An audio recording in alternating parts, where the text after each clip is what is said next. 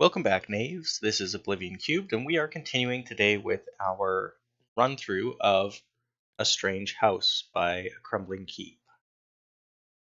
Last time we realized that we can't get out of the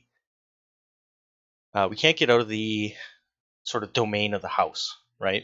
And there are two people who live here. There's a witch and a huntswoman. Both are immortal, and we found various things, right? We looked at the kitchen, which is the first little area that we came into, and found some rations that we didn't do anything with. We ate some porridge, and we found a couple of knickknack treasures, right? Um, just a second, I'm realizing that I have to change my color again. So we found 15 gold, and we found a ring. And then we chose to go to the back porch where we found some booze in various bottles right here, right? Not bottles, barrels. My mistake. And we cracked some of them open and we tried and tasted them. And what happened is two of our guys, King, had his legs grow twice as long, and Spike had his left leg turn to stone. Now, of course, as the readers of the module, we know that this is for 1 hour, but our characters, of course, don't. So I imagine that Spike and King are both having a pretty bad time right now. Blacktooth in the meantime can't stop singing badly, and Brick is just telling everybody how much he loves them. So we've got quite the crew right now. They're pretty inebriated, and we kind of have to decide now if we're going to go through the back door into the next zone, or if we're going to backtrack to the kitchen. And I guess one other thing that we have to decide is how long that's going to take, right? Like how long do we wait in the back porch here? Um, I'm gonna say that there's probably they muck around for what, like 30 minutes, right? They're having drinks, they're you know, turning to stone and having their legs grow twice as long. So yeah, we'll say that that's half done so far, right? I think that's fair. And they're just kind of like talking and freaking out and trying to get a grip on things um, while that's happening. And so we have to decide, do we go forward or back? Now we're going to use just a very, very basic yes-no oracle. We're going to split this just to yeses and nos, right? Well, actually, you know what? This might actually be a good time where we could use the no and the no but, where or the yes and yes but, if we get a but, it could take us longer, and if we get an we could be quicker, right? So we have less time. Maybe we should invert that. No, let's go with that. Okay, so anyway, we're gonna say, are we going to go to are we gonna open the back porch and go to 10? So yes or no? That is yes. That's exactly a yes, just a yes. So we're picking to zone 10. Okay, so let's find out what happens at that point. Okay, so outside the back door is a barrel with two stork legs protruding from the bottom. It zips this way and that, staying far away from anyone who would approach it. Whenever it moves, 1d4 silver pieces slosh from the top of the barrel. The hidden bird croaks menacingly at anyone who comes near. A PC must roll 5d6 under their dexterity to catch it, suffering 1d2 damage in bumps and bruises. Okay, so if offered a thimbleful of beer, they approach, but I don't think we didn't say that we were bringing any beer with us, right? We didn't really bring anything with us. So our guys see this and they're still inebriated, right? Because it didn't take us long to get out. And they're seeing a barrel running around. Is it safe to assume that they might question whether or not what they're seeing is real?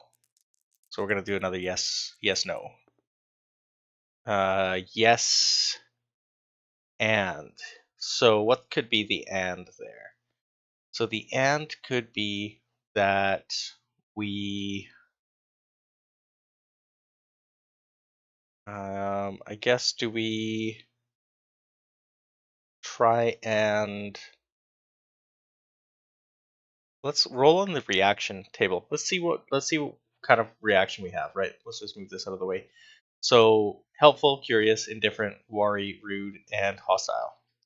So let's see what kind of reaction we have to this because we've got that and we're not sure what to do. Oh, that flew a long ways. 6. Okay, so 6 is hostile. So we're gonna try and attack it. So this shares stats with a lizard man. So that is actually not something that we have stats for in this book. I know that because this is built for OSE, right? Old school essentials. And I didn't prepare a lizard man.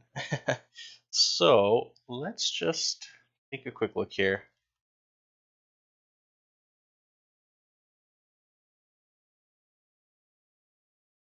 Because I bet the lizard man has stats online. Yeah, okay, so let's just copy this in. We're going to go down to red here. We'll just copy and paste this. So this is a lizard man stat. So this is actually our Stork Knight.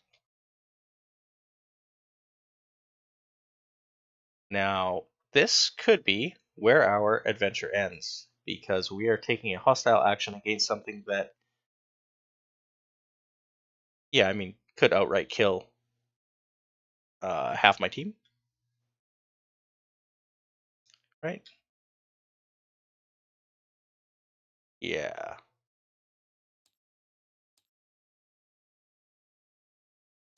AC 5. So 5 is, I believe, descending, right? So this is the old school version. What we're actually looking for is 14, right? Because that's the roll to hit for ascending. That's what we are, well, I mean, I say, but that's what most people are more used to is ascending values, which is like D&D 5e, right? So 5e 3.5 had this.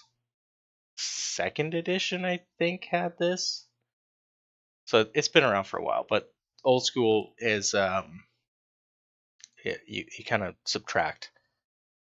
Anyway, that's probably not super important for us. That used to be a 5, and I missed it up. Okay, so they have a weapon 1d6 plus 1 or by weapon plus 1. Not entirely sure what that means. That might be specific to OSE. To hit AC 0 is 17, or what that effectively turns into is a plus 2 to hit. Right? This is actually really, really easy to work out. If you find a THACO 2-hit AC 0 notation, what you basically do is if this is a more modern take on THACO, you take it from 20 and you minus it, right? So 17 minus 20 is 3. Or 20 minus 17, whatever. You get the idea. If this is based off of a D&D kind of stuff, original D&D, you would take it from 19, which is where we get to plus 2, right? So OSE must be inspired by an older version of D&D. So we get plus 2 because 19 minus 17 is 2. And same with this 14, right? 19 minus 5 is 14. So just in case you ever have to,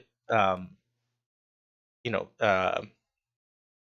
convert that yourself, that's the math behind it. It's actually quite a bit easier than you would think. Now, movement, they've got 60, 20. I'm going to guess that's exploration and combat. That would make sense to me. Saving throws we're not going to care about. Morale we're not really going to care about. And the rest of this we don't really care about either. So, let's see here. Now, it's been a while since I did combat um, in Knave. Determine initiative by rolling a d6, all the enemies or all of us. Okay. And we can move our speed, strike adjacent foes, but ranged weapons cannot be used. Well, if the shooting character is engaged in melee combat. Yeah, okay, that makes sense.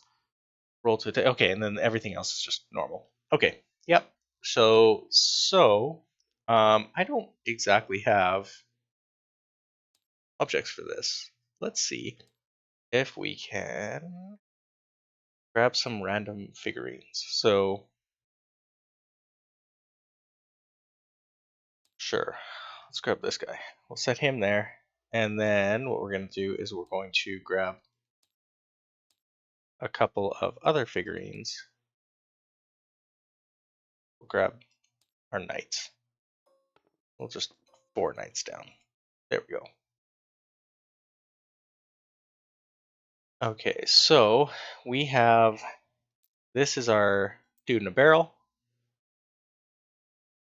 right? Our little zombie guy.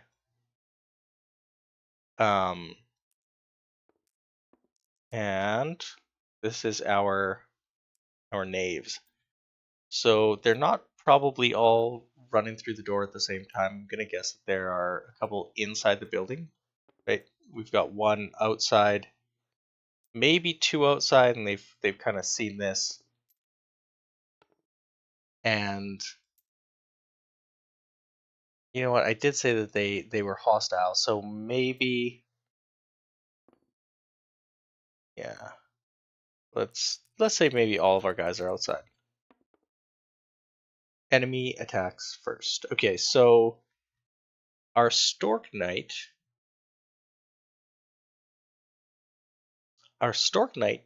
wasn't necessarily hostile. We were hostile to it, so it might just decide to kind of move away, right? We're just going to assume distances. It's going to go, I don't know, half its movement backwards, right? And then we're just going to go left to right with our guys here. So in combat, of course, we've got a speed of 40 because out of combat we have 120. Now this guy has double the leg length. Would that mean that he moves further? Maybe. So that would be this one. Can we tint this? Can we give this guy? Yeah. Okay. Cool. Let's just do that to make it relatively easy. We'll just kind of give these guys each a different shade, and that will let us know who's who. Right. That's kind of important. Yeah. There we go. Okay. Cool. So let's start with Blacktooth, and let's see. Let's kind of assume that's kind of like 1, 2, 3, 4. So you could definitely make it to this dude. Let's just get right up there and try and engage. Now we're gonna roll to hit, see what happens. No, we miss. That's a big old swing and a miss. Right, we've got a cudgel. Yeah.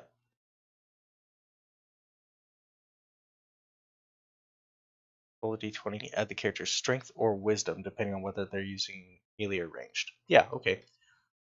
So that's actually strength, but that's still not even close. That's 10. And what did we say our dude's AC was?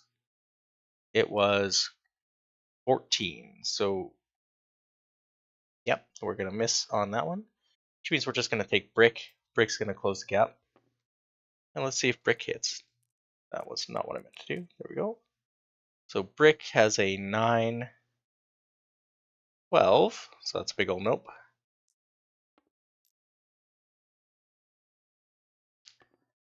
That is King. Let's see if King hits. I don't know if I properly rolled that. I feel like I just picked it up on 19 and it just kind of stayed there. That's a 2. Okay, so that's a no. This guy, I'm going to say that we can't get all the way there because Spike is sort of like he's limping off of the back deck right down into the yard, and he's got his like stone leg and he's trying to get there, but it's slow, right? He's way down. Poor Brick. That's not Brick. Poor Spike. That's what I meant to say. Okay, which puts us back at our Stork Knight. So he's got three people to choose from. We're gonna do 1, 2 is him, 3, 4, 5, 6. All right, we're just gonna see who he attacks. So we're going to take a shot at Blacktooth. Not a shot per se, but we're going to try to hit. So we've got a +2 to hit, and Brick's got what for armor? 12. Okay. 3. So that's a big ol' miss. Because we're outnumbered, I'm going to say that he can actually do 2 attacks. So he's going to take another attack at the same target or different? Same target. Okay.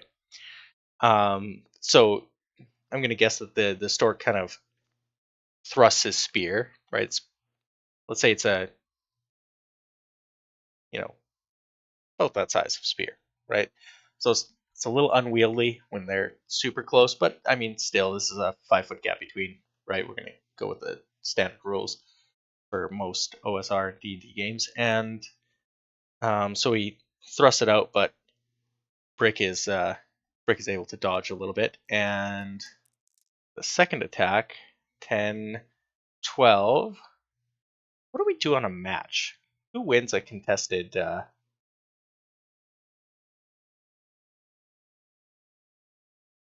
Let's see. Opening to roll greater than the defense. Okay, so greater means that greater tells me that if it's equal to, that's not quite good enough. It would have to be 13.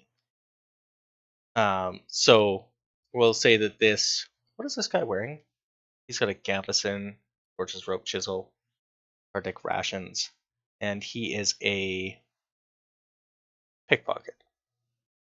Yeah, so we'll say that our knave kind of dodges to the side with the second attack, and so they miss that again. Which brings us to, of course, Brick. So let's see if Brick hits our 19. Yes, that definitely hits. Okay, so what kind of HP does this guy have? 10 HP. Okay, that's pretty good. So we've got a cudgel that does a d6 damage, and does our damage have any bonus on it? It's been a bit, so I forget.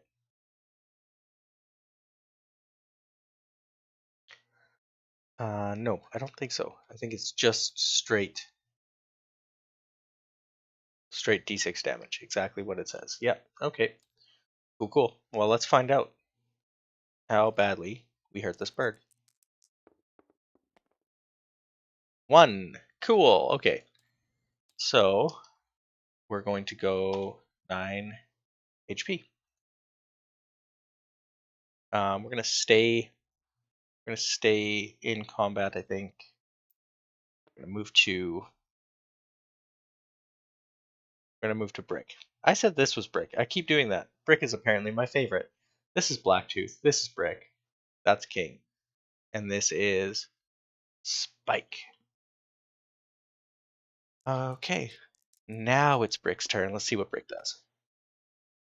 17. That's another hit. Okay. And we've got a cudgel on this guy as well. No, an axe. So we're actually using a D8. Okay, cool. Let's see what happens. Ooh, that was quite the throw. 7 damage. If I'm doing this wrong, by the way, and somebody knows, tell me. So we're down to 2 hit points left. Right? 2 hit points left. It says that there's a massive amount of SP in this barrel. I don't know if that was maybe a typo, or if the Crumbling Keeps folks just want us to be rich as sin. Because that, even if we convert it to gold, right, which drops at decimal place, that's still huge. Anyway, so we've got 2 health. Does our Stork... Do we give him a chance? No, I mean, we chose to be hostile, right? Do we give him a chance to end combat? We're going to oracle this. No. That's a no and, in fact. So we're going to no and, we're going to try and kill him. So it's at the king now with his big long legs. And king got a 12 with +2 strength, but this guy's AC is 14, so that's going to be a big old nope. So what we're going to do is we are going to move him, though. We're going to bring him around, and then brick. No, sorry. Spike will come up, and we're going to see if Spike can take out this Stork. 4v1 is pretty unfair. So that's a nope.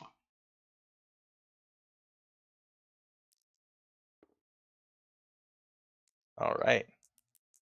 I guess. So same. 1, 2, 3, 4, 5, 6, 7, 8. 1, 2. Okay, so this Stork really wants to take out Blacktooth. Maybe it's because Blacktooth engaged first. Let's see what happens. 2. Stork is not rolling well, and Stork has 2 attacks, so let's just go ahead and 8. That's still not enough. Nope. Okay, so swing and a miss, swing and a miss. And see if we can finish this guy off, finish this combat. 13, that's going to be a hit, right? 13 plus 3, so that's 16, so we definitely hit, and he's rolling a d6. Right, that's a d8, d6. Okay. Oh, you know what? This, I wasn't paying attention. I should have kept him back. He couldn't have engaged anyway. That doesn't matter though. Okay, so I shouldn't have dropped it just there, but I did. We're going to count that. That's 1. So we are at 1 HP for this poor guy. So let's have Brick actually try and take him out. 14, that's a match already.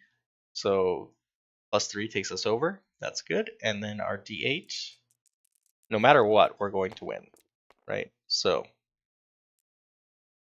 +4. So that takes care of the Stork. We're just going to move these guys out of the way. There we go. So we've killed the Stork.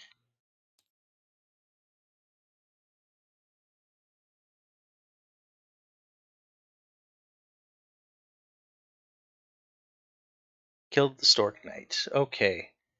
And with that out of the way, we, I guess, can loot it. But that is a lot of silver pieces.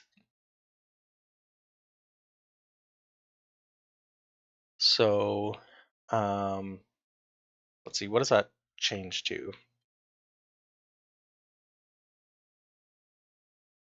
So that's still 7,000 coins. Right, basically because it's a 10-to-1 ratio. So if we're converting it to just coins, and we've chosen that coins are gold, then this would be 7,320, and we'll just drop the 8.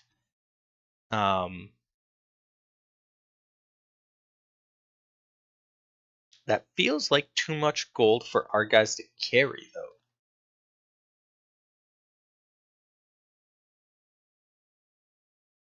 Right? Like, there's nothing that says that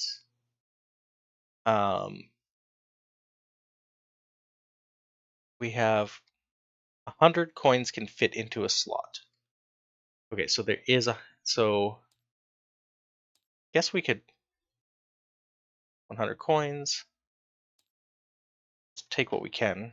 100 coins. I could just copy and paste this. I don't know what I'm doing. So 100 coins. So that's 300, 400, 500. But this takes up all of our room, right? So we're going to be dropping coins as we go. So the 1, 2, 3, 4, 5, 6, 7, 8, 9, 10, 11, 12. So there is still just an obscene amount of gold left. 1,200 total coins. Leaves, so 73, so 60. Why am I not able to math? Good God. 7,300 minus 1,200. 6,100? Yeah. So that actually leaves quite a few coins just waiting for us. On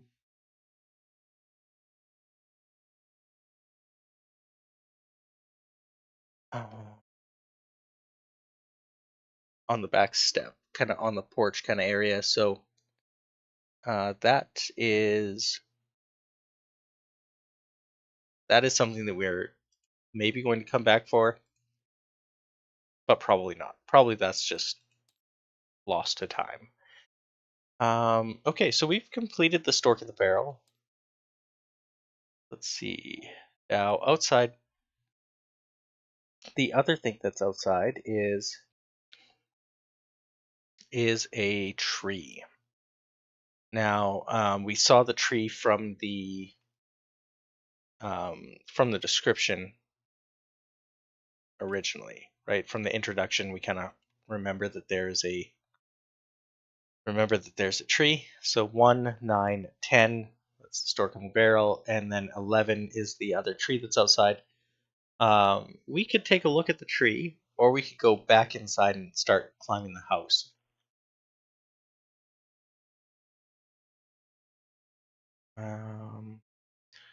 So I guess, do we take this time to look at the tree or not? That's a no. So I'm gonna assume that our 4 guys are kind of just like standing around looking at this weird corpse of the stork in a barrel that was just stuffed with coins, an impossible amount.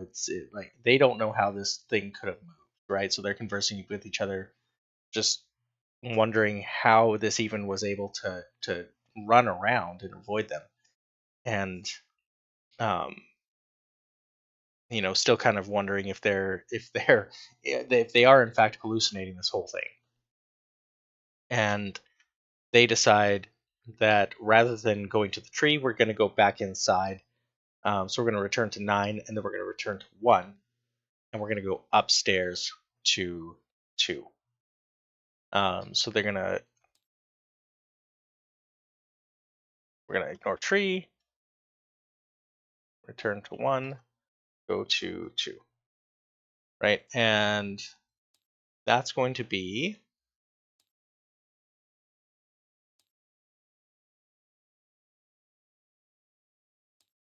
just a second. Door on the right. Yeah, okay, that just opens right into the kitchen. Perfect. Okay, so we're gonna go up to 2.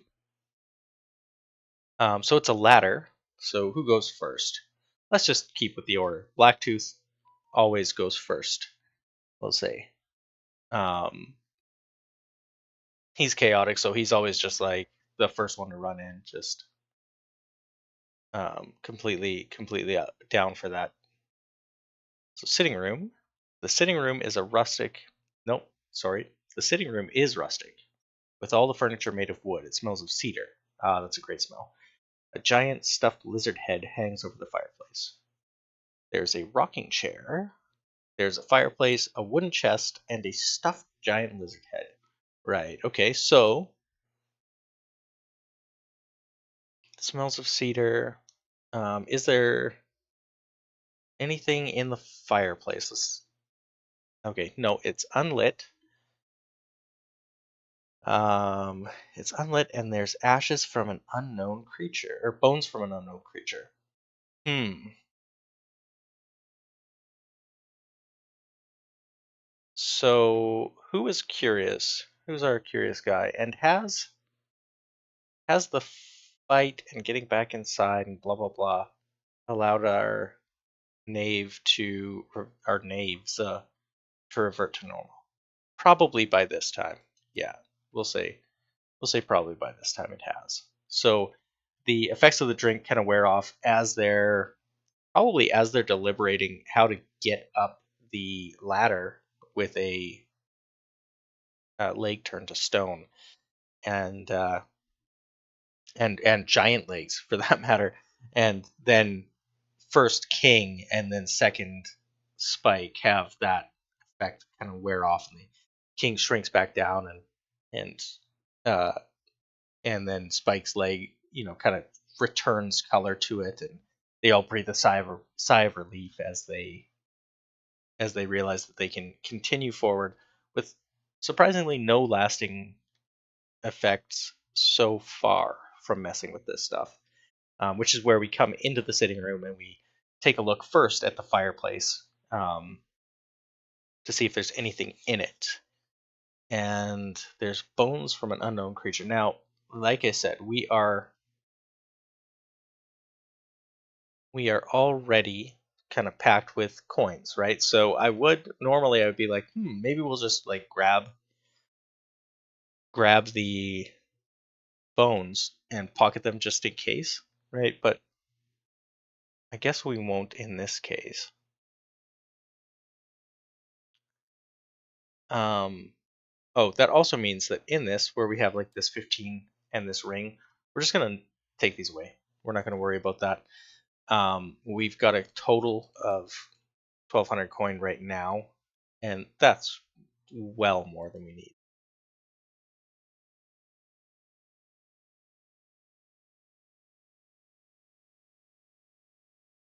Unless we want to, no, we're not gonna mess with things. I've made a decision. That's what we're gonna do. So fireplace, we're going to note that there are bones in there.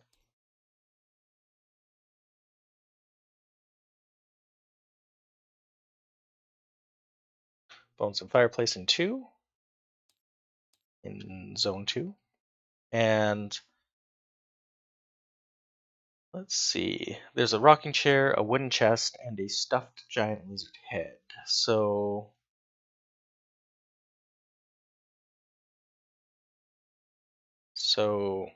yeah, this is a case where like we know what could happen, and we have to decide whether or not our PCs. Now these guys, obviously, they're gonna check the chest. They're a bunch of burglars and stuff like that. Burglars and pickpockets and all that good jazz. They're definitely going to try and find out what's in the wooden chest. So let's just roll for who is the one looking for the wooden chest. Blacktooth, of course. Okay, and he is indeed going to take -1 HP. Woof. It's a big sewing needle. All right, so we are down 1 hit point. So we need to We don't probably need to note that. That's probably more than we need. We'll just try and note the important stuff. So we take 1 hit point of damage.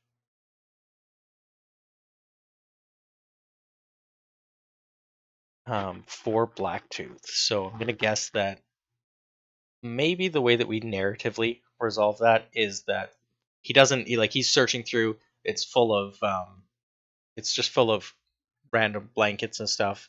Well made, it looks like, but as he's searching through, he's doing it quickly, right? Used to having to pickpocket and burgle houses. And as he's kind of shuffling through really really fast, he jams his hand into the box. It catches the needle and it just like slides, maybe right into his thumb, right? And it's just like stuck in there, which is how we can say that like a full hit point of damage has happened, where he is he is definitely a little messed up because of this. Um, because of this terrible needle. Okay, so then of course we're going to look at the stuffed giant lizard head for sure. Is that over top of the fireplace? Yeah, so I'm going to guess that Blacktooth is searching the wooden chest while somebody else is, one of these three, is looking at the fireplace. This is kind of happening at the same time because that seems to make sense. So 1 to 2, okay, and yeah, so it's Brick. So Brick is looking in the fireplace and then he kind of looks up and he sees that there's this bug crawling out of the giant lizard's head. Does it say anything to us? Okay, yeah. So he's like, "Whoa, what the?" And it's this. I'm gonna guess that it's not like a little bug, right? That was a giant lizard head. So like the bug that comes out is, I would say, like hand size. Like it's a big bug, and and does it automatically speak to us? It's quite polite. Okay, so that tells us that it does speak to us, and so oh yeah, look at this little art. Yeah, so that's our bug dude, right? He's a cutie. Um, so Brick's like, whoa, and the insect says, oh, I mean you no harm, kind of thing, and um, says that it can trade us information for maybe food. Would that make sense?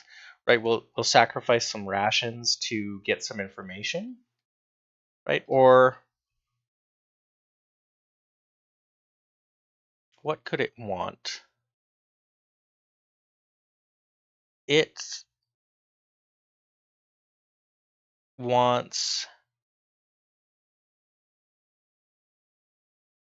yeah, we're going to start with food and we're going to get one piece of information for the food. So we're going to take away this ration entirely, right? So King comes over and when the little dude is like, hey, I'll trade you some information about this house and its inhabitants for food. And King's like, yeah, sure, I've got this half ration. We'll give it to you, and it's maybe bread and beef jerky or something, some kind of like rationy type of food. I don't know. I wasn't in the military. I don't know what a ration is. I imagine it's non-perishable for the most part. Anyway, gives it to the little bug. The bug's like, yeah, this will work. And he says that he will give us one piece of information. There's 1, 2, 3, 4, 5. So let's just take a D10. And we're going to split this in pairs of 2 again. And we're going to see which piece of information he offers us for that bit of food. 1, 2, 3, 4. 5, 6.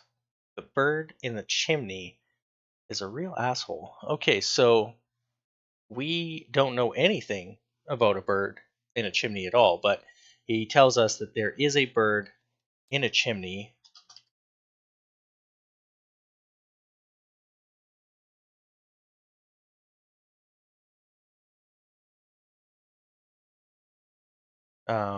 There's a bird in a chimney. He's a bit of an a-hole. So, okay, that's good to know. That's great information, and um, I guess they're going to ask, is there anything else that you want that you can tell us? Um, you could give us more information for. I don't think we want to bleed this guy totally. Like I don't think we want to know in character all of this stuff. It makes sense to trade for it, and he's already got food, right? He's got a half ration. That's gonna last the little hand-sized bug for probably a day or two, right? I would assume. So he doesn't need any more food, right? It doesn't make sense to give him that, and so he's gonna say, kind of, what else you got, right? And um, so they're going to offer. Let's see. I mean, a soap. Does he want soap? Probably not. Really. Lantern's too big. Chalk, maybe. He might want a couple of chalk. Maybe one chalk. Manacles, tongs, and a small bell. So we can maybe get two more out of this guy with a small bell and the chalk. So we'll offer the chalk first, and we'll say, hey, would you like some chalk? We'll give you one piece of chalk for more information. He says no but. So for no but, let's increase our offer. Let's say, okay, you know what? One piece of chalk was obviously a low ball. Let's give you 3 pieces of chalk for the information that you have. Our little bug is like, oh, it's worth way more than one piece of chalk. So we'll say 3, and he says no again. And he's like, no, but I'm willing to listen, or I'm willing to maybe give you this information if you sweeten the pot a little bit. I do want the chalk, but that's just not enough. So we'll say, okay, 5 pieces of chalk, and you give us the information. This is going to be our last try. And he says no. He says no, never mind, not good enough. So okay, that's going to burn one of those pieces of information.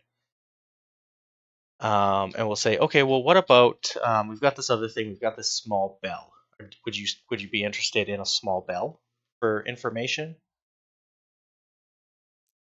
And let's see what he says. That's just a no. So okay, that's as much information. All that we can get from him right now is that there's a bird in the chimney, and he's a real asshole. So that's it. That's what the insect knows, and we say, okay, I guess if you're not willing to make a deal, that's fine. Thanks for the information. And then the little insect just kind of crawls back up inside the head. I'm gonna guess. Um, Maybe he's got a little home in the wall behind the head. Who knows? Um, okay, so that's kind of what the insect knows. Did anyone sit in the rocking chair fall asleep?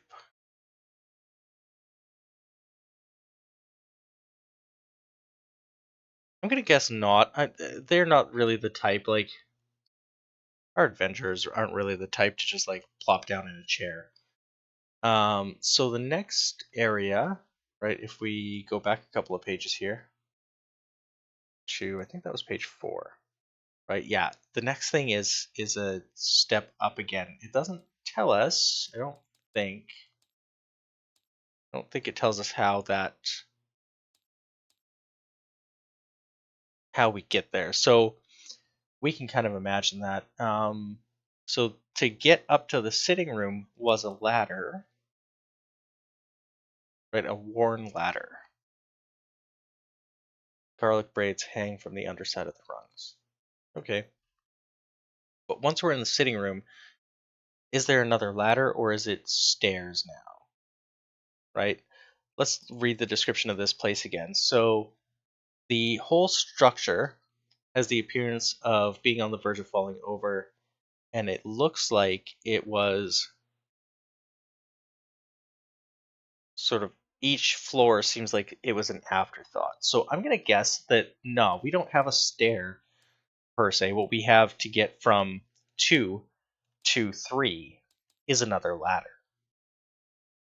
So we're going to take the ladder up, and that's going to place us in the trophy room, which is something that I think we're actually going to look at next time. I think 45 minutes is a perfectly reasonable amount of time for this to be, if not slightly long. So we're going to,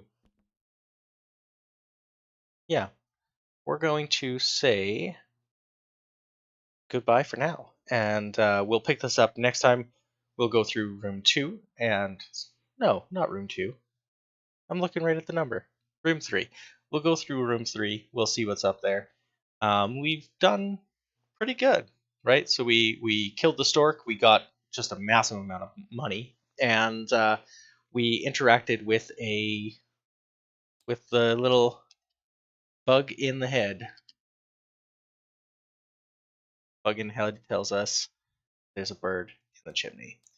Okay, but yeah, like I said, that's going to be it for now. I will be back in the next day or two with more. I had planned to do these a little bit more frequently, but then immediately, as happens, my kids got sick and I got sick and my wife got sick. So sorry about the delay between last time and this time. I should be back with another one here probably tomorrow, maybe the next day. So until then, happy gaming.